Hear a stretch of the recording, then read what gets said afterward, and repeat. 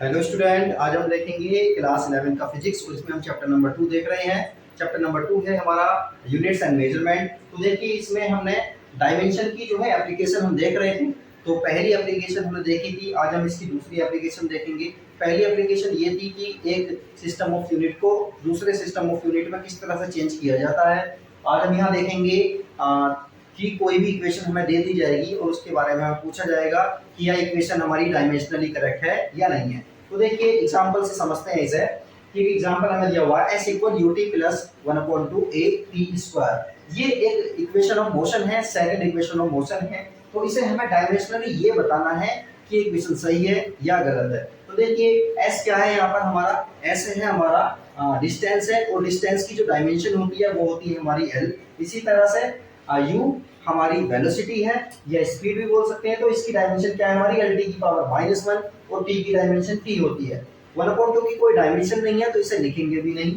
उसी तरह से हमारी a क्या है, हमारा एक्सीलरेशन है, और इसकी डायमेंशन होती है हमारी l t की पावर -2।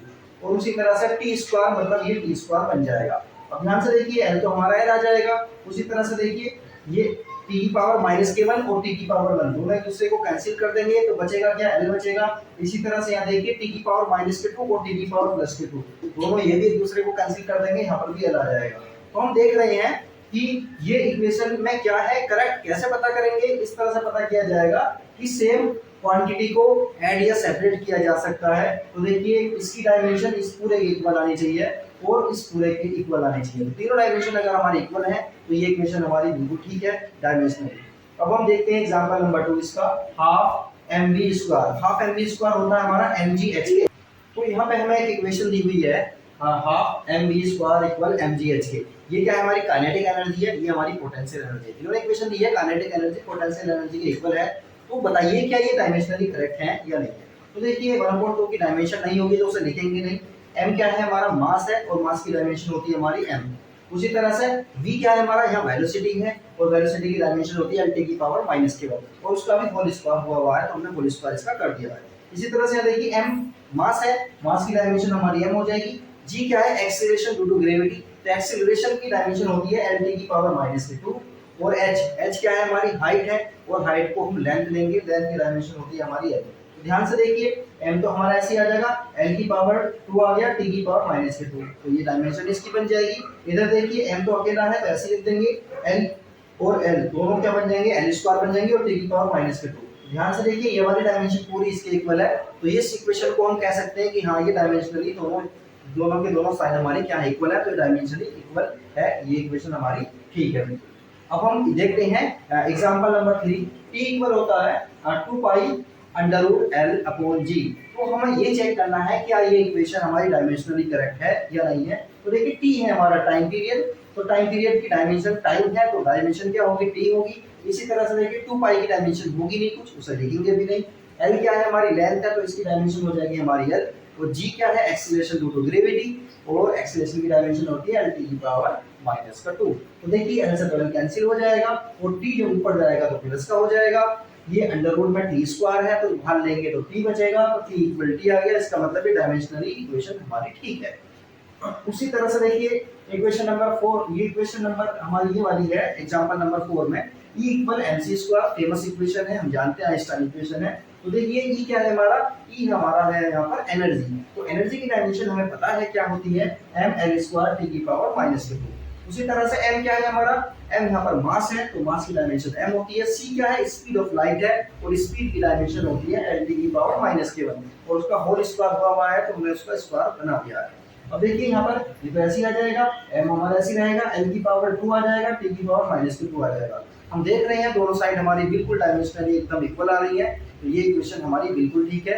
इसी तरह से हम बहुत सारे क्वेश्चन कर सकते हैं, कंपटीशन में भी इस तरह के क्वेश्चन आते हैं, और एकेडमिक जो है स्कूल में जो एग्जाम होते हैं उनमें भी बहुत सारे क्वेश्चन आते हैं इस तरह के। बहुत आसान है, बस हमें पता होना चाहिए कि इन सबको क्या बोला जा रहा है, यहाँ पर क्या है, ये सब नोटेशन हमें पता होनी चाहिए कि किसको क्या बोला जा रहा है, और फिर उनकी हमें डायमेंशन पता होना चाहिए। बहुत आसानी के साथ स्टेप बाय स्टेप हम इसे कर सकते हैं, तो ये आसानी से हो जाएगा।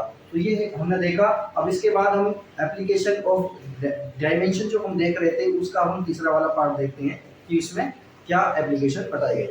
अब हम इसका देखेंगे ये जो है हमारी डायमेंशन की इसका एप्लीकेशन देखेंगे। एप्लीकेशन नंबर 3 ये है कि right the relationship among physical quantity. कुछ फिजिकल हमें क्वांटिटीज दे दी जाएंगी और उसमें बता दिया जाएगा कि फिजिकल क्वांटिटी हमारी इन चीज़ों पर डिपेंड करती है। तो एक नया फॉर्मूला हमें क्या करना है, ड्राइव करना है। तो नया फॉर्मूला ड्राइव कैसे करते हैं, इसे हम एक एग्जांपल से समझते हैं। Drive an expression for the centimetre force F. F के लिए हमें फॉर्मूला ड्राइव करना है acting on a particle of mass, जो कि एक्ट कर रहा है किस पर, एक पार्टिकल पर जिसका मास है m, moving with velocity v और in a circle of radius r। तो ये फोर्स जो है हमारा सेंटीमीटर फोर्स f, ये तीन चीजों पर हमारा डिपेंड कर रहा है। पहली चीज क्या है, हमारी मास पर डिपेंड कर रहा है, वेलोसिटी पर डिपेंड कर रहा है और ये डिपेंड कर रहा है रेडियस r पर डिपेंड कर रहा है। तो देखिए इसे किस तरह से लिखेंगे, f प्रोपोर्शनल है हमारा n की पावर a, v की पावर b, r की पावर c। इन तीन चीजों पर क्या कर रहा है, ये डिपेंड कर रहा है। तो हम इसे इस तरह से लिख देंगे। प्रोपोर्शनलिटी साइन हटाने के लिए क्या करते हैं, एक कांस्टेंट लेकर आते हैं और इक्वल का साइन लगा देंगे। तो यहाँ पर हम क्या करेंगे, प्रोपोर्शनलिटी साइन हटाने के लिए इक्वल का साइन लगाएंगे और एक कांस्टेंट k लेकर आते हैं यहाँ पर।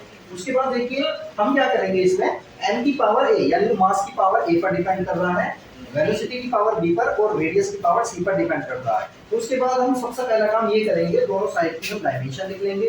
ये फोर्स है और फोर्स की डायमेंशन हमारी a वाली होती है। उसी तरह से देखिए k कांस्टेंट है तो डायमेंशन तो इसकी होगी नहीं, तो हम इसे नहीं लिखेंगे।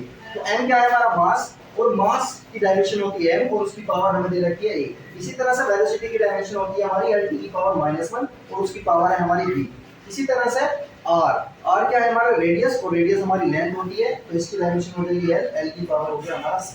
तो इस वाली को हम इक्वेशन नंबर 1 मान लेते हैं। अब ध्यान से देखिए क्या करेंगे, हम ये वाली डायमेंशन ऐसे लिख देंगे। तो ये वाली डायमेंशन देखिए किस तरह से लिखेंगे, m यहाँ पर अकेला है तो n की पावर a हम डायरेक्टली ऐसे लिख देंगे।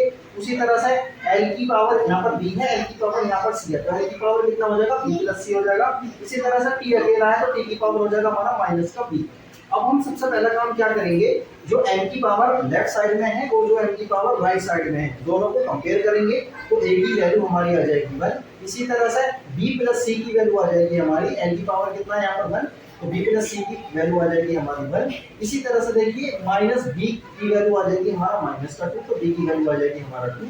ये b की वैल्यू को हम इस वाले इक्वेशन में पुट करेंगे, 2 + c = 1, तो c की वैल्यू आ जाएगी हमारा -3। 1 2 3 ये तीनों वैल्यू हमारी ये भी आ गई हैं।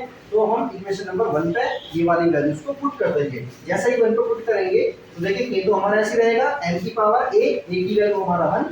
इसी तरह से v की पावर b की वैल्यू हमारा 2। इसी तरह से r की पावर c और c की वैल्यू आ रहा हमारा -1।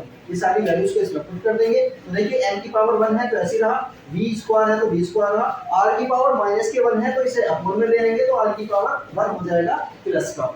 इसी तरह से देखिए जब हम एक्सपेरिमेंट के थ्रू k की वैल्यू देखते हैं तो k की वैल्यू हमारी 1 आती है। डायमेंशनली हम कांस्टेंट की वैल्यू को चेक नहीं कर सकते, डायमेंशनली इसकी वैल्यू को फाइंड नहीं किया जा सकता, लेकिन हम किसी एक्सपेरिमेंट के थ्रू देखते हैं तो k की वैल्यू हमारी 1 आती है। तो हमारा फॉर्मूला बन जाएगा F = mv²/r। ये फॉर्मूला है हमारा सेंटीमीटर फोर्स का फॉर्मूला। जो कोई पार्टिकल किसी हमारा सर्कुलर पाथ पर चलता है तो उस पर ये वाला फोर्स लगता है, जिसे हम सेंटीमीटर फोर्स बोलते हैं। तो इस तरह से हम किसी भी फिजिकल क्वांटिटी को क्या करेंगे, किसी के लिए भी हम एक फॉर्मूला ड्राइव कर सकते हैं, लेकिन इसकी कुछ लिमिटेशंस है, तो लिमिटेशंस के बारे में भी हम देखते हैं।